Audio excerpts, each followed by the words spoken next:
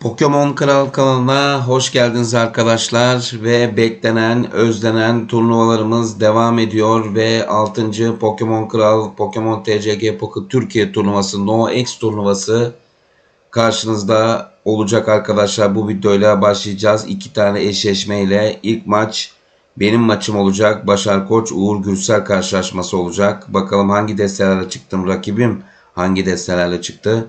Bakalım nasıl bir maç olmuş, onu da göreceğiz. Diğer ardından da Hasan Boz, Cihat Berk Semerci karşılaşmasıyla, eşleşmesiyle videomuz devam edecek arkadaşlar. İki eşleşmeyi ekranlarınıza getireceğim bu akşam.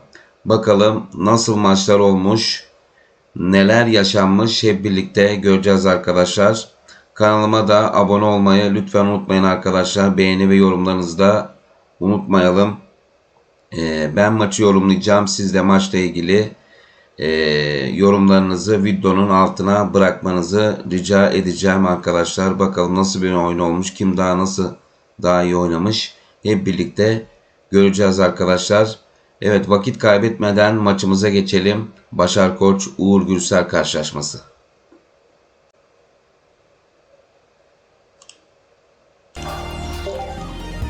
Evet arkadaşlar, 6. Pokemon TCG Pocket turnuvası No X turnuvasının ilk maçı benim maçım arkadaşlar. Gördüğünüz gibi ve maça başladık.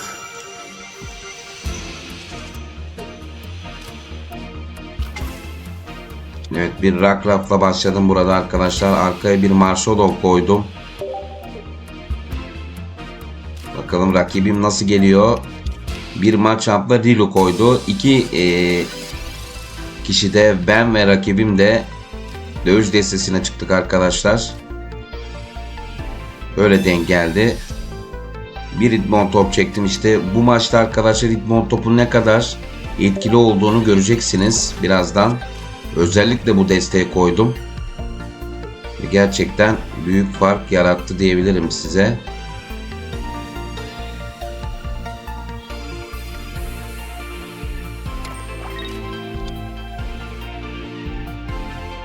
Bir Cape taktı rakibim ve puanını EP'sini 90'a çıkardı burada.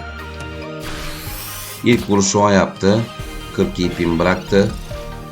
3. turda bir profesör çektim arkadaşlar. Burada artık Hitmon topu devreye sokmak istedim. Gördüğünüz gibi Lila kartı da sport kartı da arkadaşlar.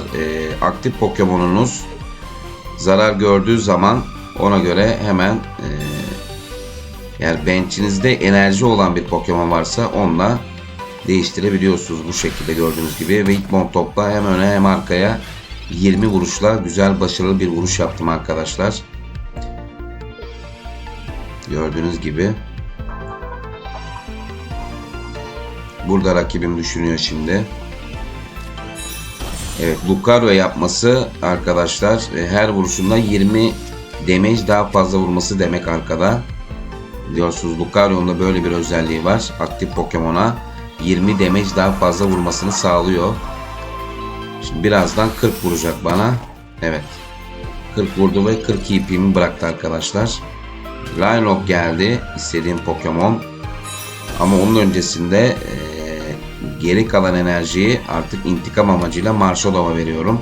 Biliyorsunuz arkadaşlar Marshallov'da ölen Pokemon'dan sonra aktif yaparsanız 100 vurma özelliğine sahip bir kez de olsa 100 damage çıkartabiliyor.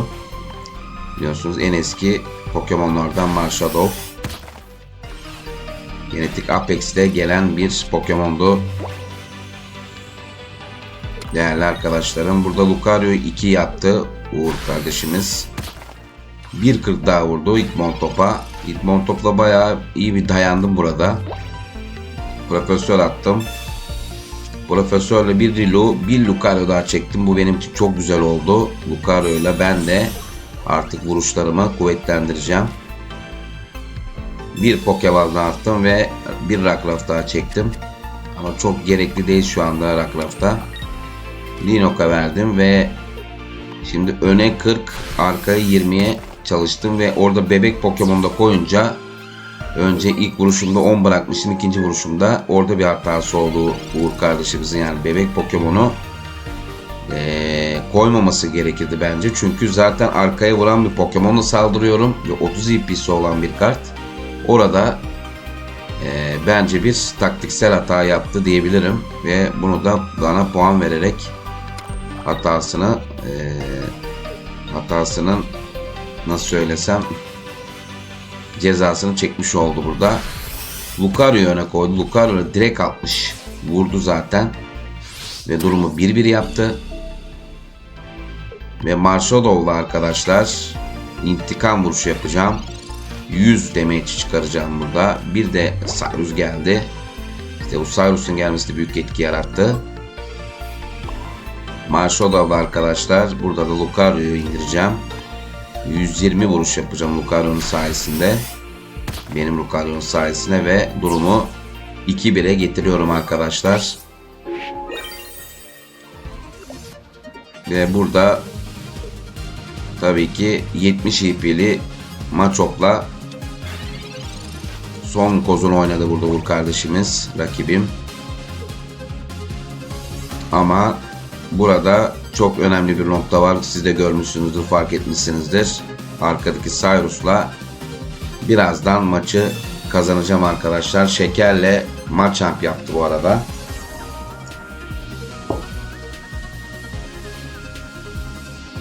Şeker'le Machamp yaptı. Ama artık geç kalınmış bir hamle diyebiliriz. Evet. Son enerji Lyroc'a verdim ve Cyrus'la ilk maçı kazanmış oldum arkadaşlar. Burada. Çok pardon. Ve ilk maç bu şekilde bitiyor arkadaşlarım. Güzel bir maç oldu. İlk maç hızlı bir maç oldu. Oradaki işte taktiksel hata her şeyi değiştirdi arkadaşlar diyebilirim. Ve hiç vakit kaybetmeden ikinci maçımıza geçelim. Evet arkadaşlar, ikinci maçımıza geçtik. Bu sefer ikinci maçımızda Uğur kardeşimizin açısından seyredeceğiz karşılaşmayı. İkinci maçta arkadaşlar kendisi sessiz bir şekilde çekmiş videoyu. Oyun sesini kapatmış. Bu yüzden bu şekilde veriyorum arkadaşlar. Bu maçı. Zehir destesine çıkmış burada. Ben de klasik Rampardos destesine çıktım. Aslında rakibimin ilk maçı kaybettikten sonra arkadaşlar ikinci maça Rampardos destesine çıkmaması ya da belki de üçüncü maça sakladı. Onu da bilmiyorum ama daha sonra maçtan sonra Uğur kardeşimizle konuştuğumda Rampardos destesini yapmadığını, hatta Rampardos'un X olmadığı aklına gelmediğini söyledi gerçekten. Çünkü turnuvadaki çoğu arkadaşımız Rampardos destesini mutlaka bir maçta kullanacağını düşünüyorum. En çok göreceğimiz klasik sağlam deste olacaktır. Meta'nın da sağlam destelerinden hala gücünü koruyan bir deste arkadaşlar. Burada bir zehir destesine çıkmış Uğur kardeşimiz. Onun açısından seyrediyoruz şu anda. Ben de karşı taraftayım ikinci maçta arkadaşlar. Yani maçlarımızı bu şekilde yayınlamaya çalışacağım. Hem iki oyuncunun da birer maç bu şekilde arkadaşlar karşılıklı olarak vermek istiyorum arkadaşlar. Evet, bu şekilde 1.20 daha vurdum şimdi ve 50 bıraktım şu an. Elinde Koga varmış. Şu anda ben de yeni izliyorum sizlerle rakibimin kartlarını arkadaşlar. Bir Koffing yaptı. Elinde Koga var. Aslında evet. Burada Poké Center Lady ile de bayağı bir kuvvetlendirdi. Burada bir zehir verdi bana.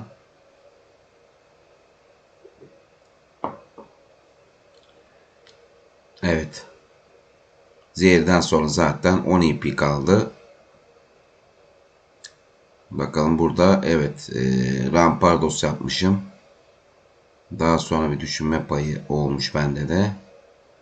Ve Lono'yla kartları hem rakibimin de güzel dağıtmışım burada arkadaşlar.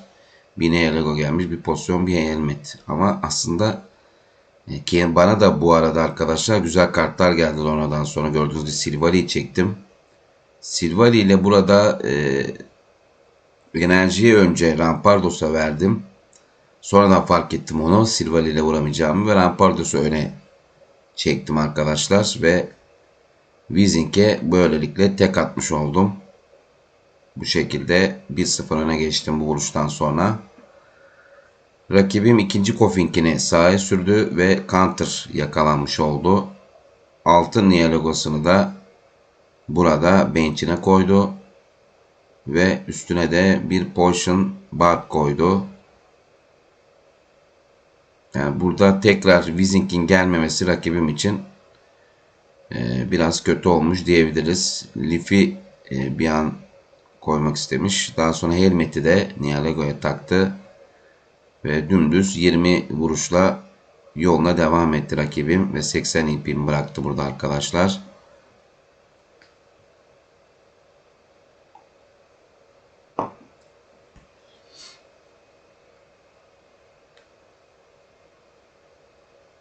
Evet, buradaki diğer enerjimi Tarknul'a verdim.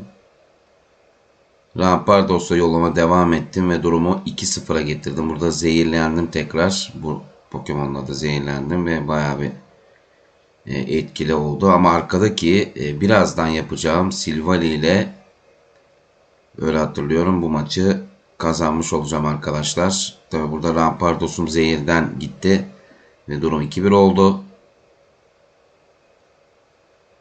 Evet, burada Tarknul'u öne çektim.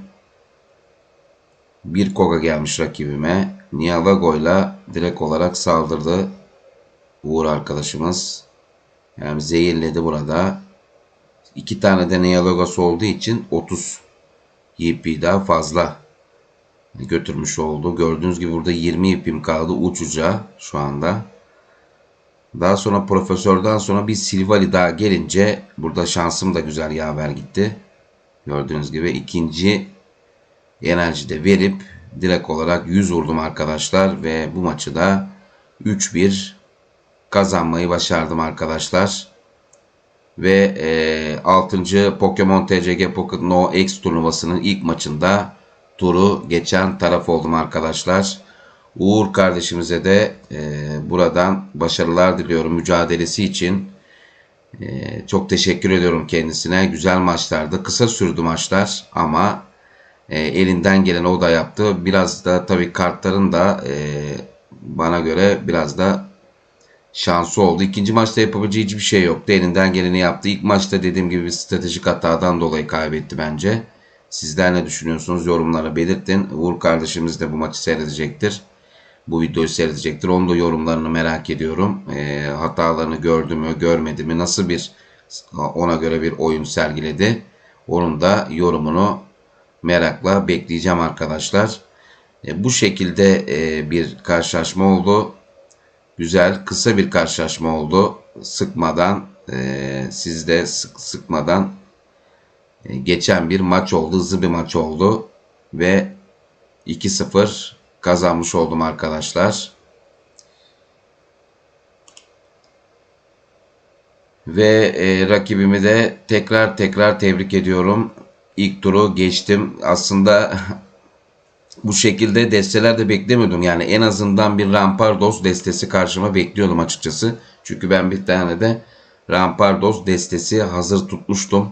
İlk maçı kazandım. İkinci maçta da artık rakibim de Rampardos diye çıkacak diye düşündüm. Ama çıkmayınca da benim için de sürpriz oldu. Ve ikinci maçı da rahatlıkla kazandım arkadaşlar. Üçüncü destem bu arada bir elektrik destesi, yanılmıyorsam bir elektrik destesi hazırlamıştım kendime. Onunla çıkacaktım ama gerek kalmadı. 2-0 kazandım. Bu arada arkadaşlar maçlarınızı Google Drive'a yüklemeye devam edin. Google Drive'a yüklememizin amacı videonun kalitesinin düşmemesi. Sizlere daha kaliteli bir şekilde maçları iletmek olacak arkadaşlar. O yüzden Google Drive'a yükleyen arkadaşlarıma da çok teşekkür ediyorum.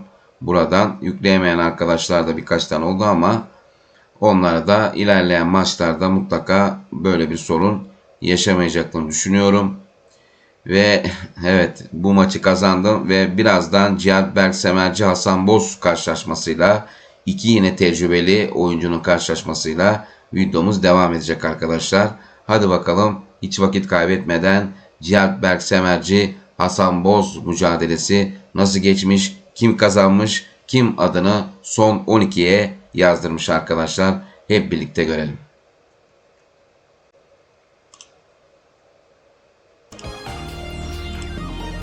Evet arkadaşlar, ve videomuzun ikinci eşleşmesi Cihat Berk Semerci Hasan Boz mücadelesinin birinci maçında sizlerle birlikteyiz.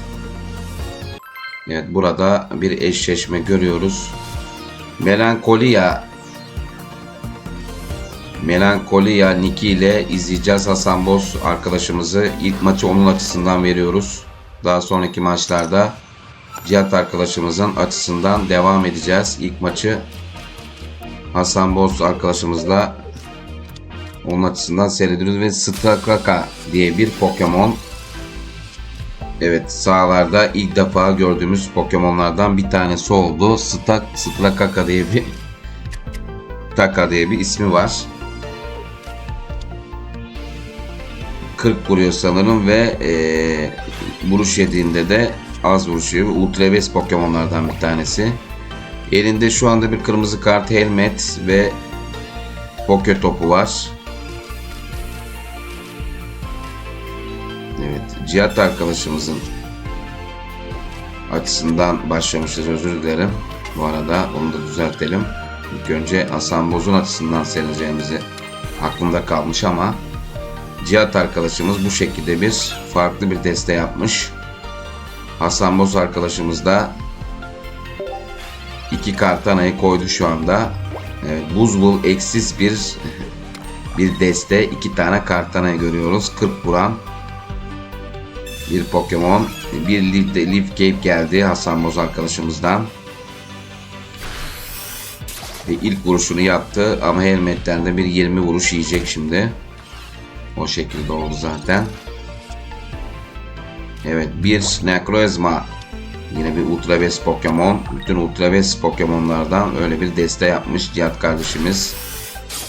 1.40 daha vurdu rakibine ve böylece vuruştan sonra da 20 damage az yeme özelliğine sahip Stakaka adlı Pokemon arkadaşlar. Kartana'nın 30 IP'si kaldı. Bir dahaki vuruşta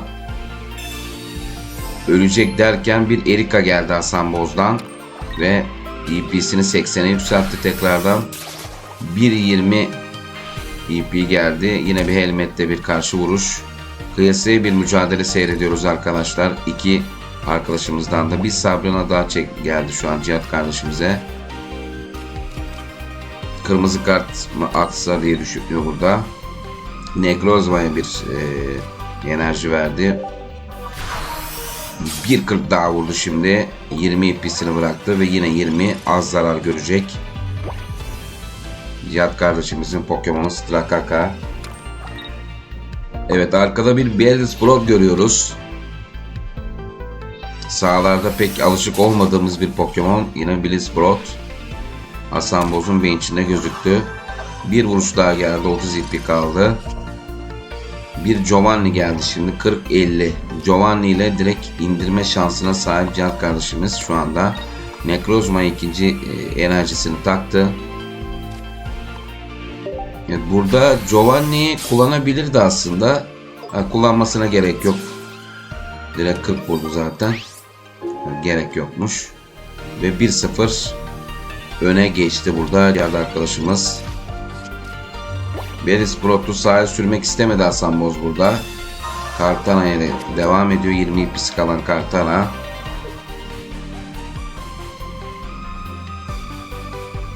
Hasan Boz'un işi zor derken bir kırmızı kart geliyor. Cihat kardeşimize Hasan Boz'dan bir kırmızı kart geldi. Bir Stakaka daha geldi şu an eline. Bellsprout'u 2 enerji yaptı arkada. Artık planlarını ona göre kurmaya başladı Hasan Boz. Bir Guzma geldi. Evet, çok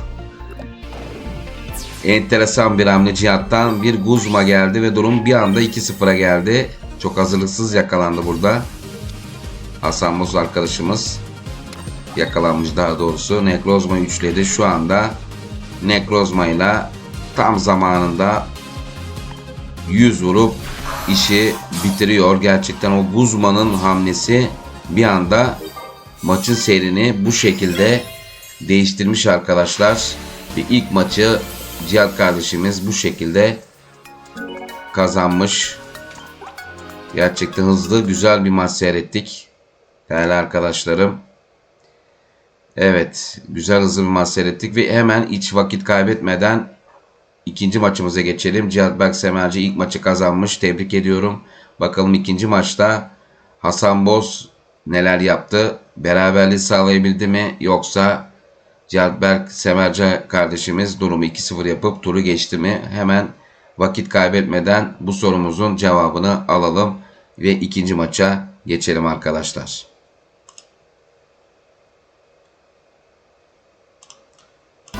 Ve arkadaşlarım ikinci maçtayız. Bu sefer Hasan Boz'un açısından seyrediyoruz ikinci karşılaşmayı. Evet, bir Togekiss destesi. Benim de çok sevdiğim bir deste. Aslında ben de böyle bir deste yapabilirdim açıkçası ama aklıma gelmedi diyelim. Togekiss destesiyle çıkmış Hasan Boz kardeşimiz ve karşıda da Cihat kardeşimiz bu sefer. İkinci maçta arkadaşlar Melancholia Niki ile Hasan Boz'un açısından seyrediyoruz bu maçı. Cihat kardeşimiz karşıda bu sefer. Execute gördük bir tane. Muhtemelen bir Alolan Execute ile karşımıza çıkacak Cihat kardeşimiz. Togepi ile hemen hızlıca Hasan Boz ilk vuruşunu yapıyor arkadaşlar ve 30 IP'sini bıraktı. Bakalım Cihat arkadaşımız neler yapacak. Yusuf Cemre'den bir bildirim gelmiş burada.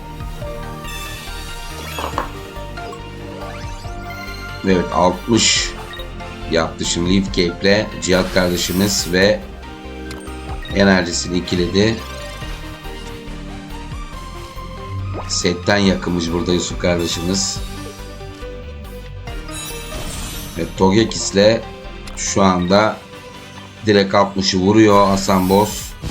Ve çok kısa bir maç, gerçekten çok iyi denk gelmiş Hasan Boz'a. Çok enteresan, çok kısa bir maç olmuş ve durum bir anda 1-1'e geliyor değerli arkadaşlar. Enteresan bir maç olmuş gerçekten. Ve durum 1-1 oluyor arkadaşlar. Belki de Cihat kardeşimiz bile böyle bir kısa bir maç beklemiyordu. Hasan Boz da şaşırmıştır muhtemelen, yorumları yazacaklardır. İkinci maç bir anda Togekiss'le bir anda Togekiss olunca Execute'ü indirmemesi zaten imkansız. Çok kısa bir maç olmuş. Güzel bir maç olmuş aslında bir bakıma da. Hemen hiç vakit kaybetmeden 3. maça geçelim. Final maçına geçelim. Bakalım 3. maçta kim kazanmış ve turu kim geçmiş. Hep birlikte izleyelim.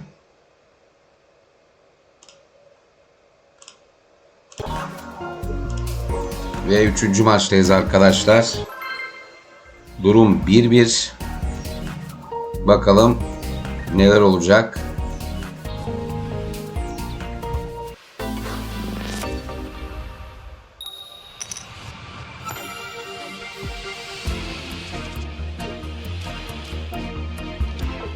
Durum 1-1 arkadaşlar.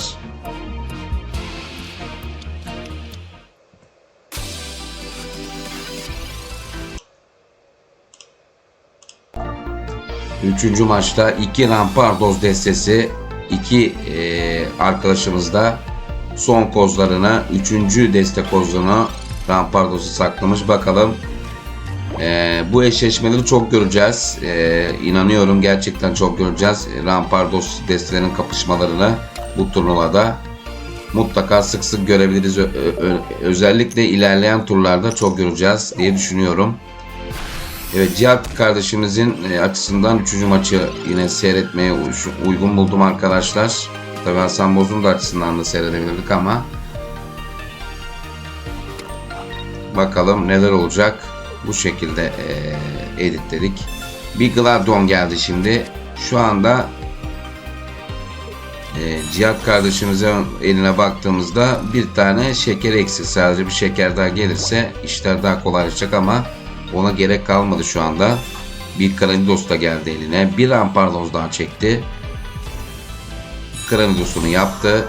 Bu arada Hasan Boz'un tabii ki elini göremiyoruz. Nasıl bir bakalım strateji gösterecek ilerleyen turlarda. Bu arada Cihat kardeşimizin parası da çok güzel. Eş parasıyla çıkmış bu maça. 5 temalı. Evet, Hasan Boz arkadaşımız. Bakalım onu Silvally yapabilecek mi? Ya da arkaya Silvally yapıp yoluna devam edebilecek mi? Hep birlikte izleyeceğiz arkadaşlar. Bir Gladon daha geldi. Ve Silvally ikinci Silvally'sini yaptı Hasan Boz. Şeker geldi. Rampardos zaten. Şeker gerek yoktu, zaten olacaktı ama bir fosil daha lazım şu anda Cihat kardeşimize. Bir tip nur daha geldi arkaya. Şu andaki konuma baktığımızda hemen hemen şartlar eşit gibi gözüküyor. Çünkü Hasan Boz kardeşimizin de eli fena değil şu anda. Bir 40 EP yedi Cihat'tan. 2 Type Nur, 2 Silvally, 2 Type Nur karşı karşıya ve Rampardos artısıyla devam ediyor burada Cihat kardeşimiz. Arkadaşlar şu anda maçın kimi kazanacağını inanın kestiremiyorum şu an. Ben tabii ki skoru biliyorum ama şu anda bilmesem de kestiremezdim arkadaşlar. Bir Giovanni geldi ve böylece hem Giovanni hem de vuruş yapma şansına sahip oldu. 110 vurdu Hasan Boz kardeşimiz ve 1-0 öne geçti burada. Bakalım ikinci hamlesi ne olacak Cihat'ın? Rampardos'ta tabii ki başka çaresi yok. Rampardos'ta birazdan durumu 1-1'e getirecek. Bir Gladon daha geldi. Silvally'yi çekti. Silvally ile arkada güvencesini aldı Cihat arkadaşımız. Silva'sı hazır. İşte burada Rampardos tabii ki ister istemez düğümü çözmüş arkadaşlar. Hasan Boz'a hiçbir şekilde bir Rampardos gelmeyince burada baya bir sıkıntıya girmiş. Tabii Hasan Boz arkadaşımıza da üçüncü Pokemon'u Rampardos gelseydi, daha doğrusu fosil gelseydi en azından, muhtemelen elinde şu anda hem Şeker hem Kranidos, belki de Rampardos da var büyük ihtimalle. Ama işte fosil gelmeyince böyle bir sıkıntı yaşamış maalesef ve burada fosil gelmeyince, fosilin gelmemesinin kurbanı oluyor burada Hasan Boz arkadaşımız ve Cihat kardeşimiz burada maçı 2-1 kazanıyor. 3. puan almasına gerek kalmıyor arkadaşlar. Evet, gerçekten yine hızlı bir maç olmuş ve Cihat kardeşimiz arkadaşlar burada turu geçen taraf olmuş ve maçı 2-1 kazanarak arkadaşlar bu şekilde maçı kazanmış değerli arkadaşlarım. Hızlı maçlar olmuş, güzel maçlar olmuş. Ben 2-0 kazandım. Cihat Berk Semerci 2-1 kazandı. Gerçekten enteresan maçlar. Hatalar da olmuş, şanssızlıklar da olmuş inanın. Ama güzel maçlar seyrettik değerli arkadaşlarım. Şu anda bir maç daha şu anda sonuçlandı. Onun da artık bir dahaki videoda diğer gelecek maçlarla beraber sizlerle olacak arkadaşlar. Evet, bugün ekranlarınıza arkadaşlar 2 eşleşme getirdim. Başar Koç yani benim Uğur Gürsel'le olan karşılaşmamdı. 2-0 kazandım.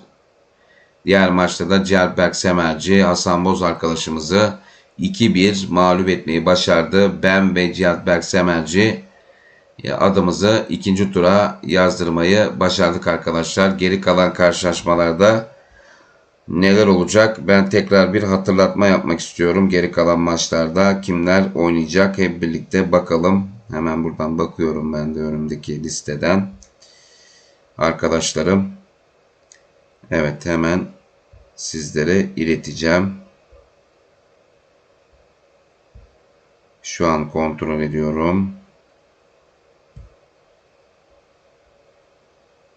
Listemizi. Bu arada yeni pakette biliyorsunuz arkadaşlar geldi ama ben çok şanslı başlamadım. O yüzden güzel eksler gelseydi bir shorts videosu atmayı düşünüyordum ama güzel eksler gelmedi. Bu arada Facebook grubunda arkadaşlar Pokemon Kral kanalımın şarkılarını yayınladım. 2 tane bomba şarkı yaptım. Beğenen arkadaşlara çok teşekkür ediyorum. İlerleyen zamanlarda da YouTube kanalımda da ve ilerleyen videolarda da şarkılarla da beraber videolarımıza renk katacaktır diye düşünüyorum. Bence güzel şarkılar oldu. Sizler ne düşünüyorsunuz şarkılarla alakalı? Facebook'ta dinleyen arkadaşlar için söylüyorum. Dinlemeyenler için de ilerleyen günlerde yine şarkılarla beraber şarkıları da yayınlayacağım. Ve Facebook'tan da Pokemon TCG Türkiye Facebook sayfamızdan şarkıları dinleyebilirler şimdilik. Şu anda YouTube'la alakalı telif alır mı almaz mı tam net olmadığım için koymadım açıkçası arkadaşlarım. O yüzden Facebook grubundan şarkıları dinleyebilirler arkadaşlar. Hemen eşleşmelerimize devam edelim. Arkadaşlar bir dahaki maçlarda Cengizcan Revşen Gürkan Yılmaz'la oynayacak. Gökhan Altıngül, Kerim Yücesoy, Gökçen Bal, Ömer Erkoç, Musab Yeşiltaş, Buğra Kömürcü, İlyas Özlü, Gökhan Yılmaz oynayacak. Müslüm Sivri, Mithat Orhan, Orhan Hanoğlu, Evrencan Bozoğlu, Emre Türkeli, Selçuk Akçoprak ve Samet Atalay, Eren Gözeller karşılaşmalarıyla turnuvamız ilk turlar devam edecek arkadaşlar. Sadece 2 eşleşme ekranlarınıza getirdim. Benim ve Cihat Berk Semerci'nin maçları ekranınıza geldi bu akşam ve daha 10 tane daha eşleşme ile birinci tur tüm hızıyla devam edecek. Maçlar geldikçe arkadaşlar yetiştirmeye çalışacağım. Şu an elimde bir maç daha var. Diğer maçları bekliyorum sizlerden. Bir an önce oynayıp Google Drive yükleyip bana atarsanız sevinirim arkadaşlar. Ben de ona göre sizleri hiç fazla bekletmeden hemen videoları hazırlayıp beğeninize karşınıza sunmak istiyorum arkadaşlar. Evet daha fazla evet artık sözün bittiği yer, daha fazla uzatmıyorum. Güzel maçlarda, heyecan verici maçlarda hep birlikte seyrettik. Sizleri de yorumlara bekliyorum. Videoyu beğenmeyi unutmayalım ve yine şu anda 40 aboneye sahibiz. 41 veya 40 aboneye sahibiz. Arkadaşlar abone olmayan arkadaşlarım lütfen abone olmanızı sizlerden rica ediyorum. Kanalımızın büyümesi hepimiz için hayırlı, iyi olacaktır. Daha güzel videolarla sizlerin karşısına gelmek isterim. Kendinize dikkat edin. Diğer maçlarda görüşmek üzere. Pokemon Kral bakalım.